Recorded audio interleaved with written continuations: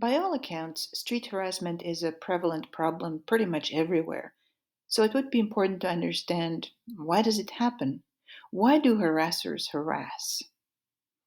This is obviously a difficult question to investigate.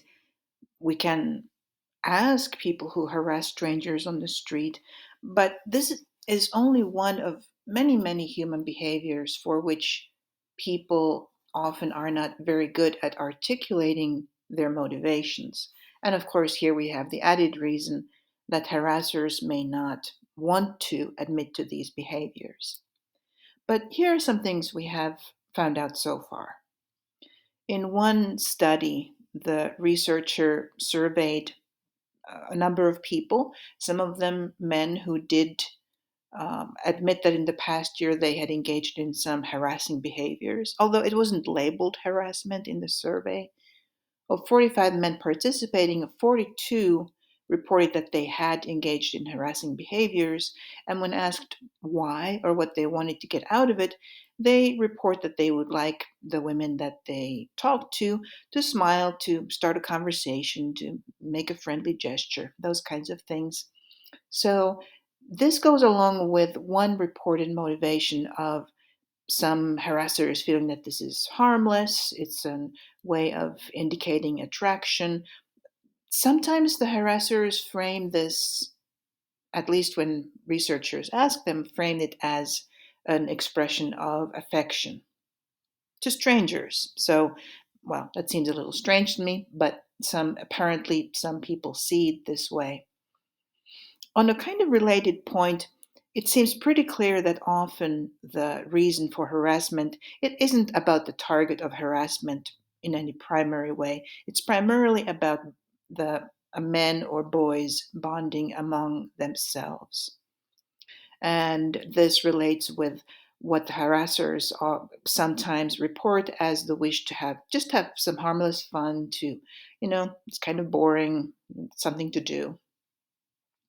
So that's one type of reason. It's the kind of thing that harassers themselves might talk about.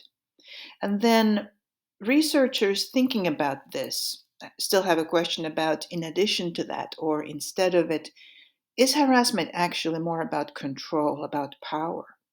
Well, even in the study that we just looked at, where men mentioned that they would like their targets to change their behavior to be more pleasant to them, well, this is a way of looking for control, after all.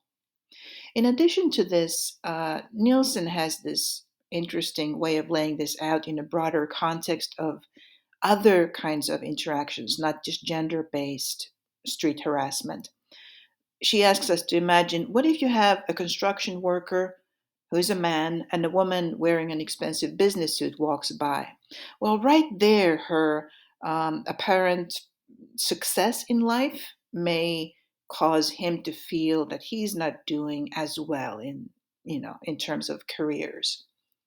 And if so, maybe he yells out at her, and maybe the motivation here could be for him to invoke the identity category in which he feels superior to her. In this case, he's membership in the category male. And Nielsen makes a connection between this and asks us to imagine a person who is homeless, and we're imagining a white person, and this time an African American man wearing an expensive business suit walks by. And sorry about this, this is what the homeless person yells out, here also invoking the identity category in which they feel superior, that of being white. So in this case, and in this way, we can see street harassment, whether it's gender-based or not, being related to people trying to get kind of symbolic power. So what is street harassment for? Maybe it's for social bonding, for connecting with the target in some clueless way, or with bonding with other men. Maybe it's for social control. A big question that's important that research hasn't settled, as far as I know, is how many of the harassers are aware of the harm they cause. Some of them are, but is it just a small number of people who are aware that what they do is harmful? I think we don't know this.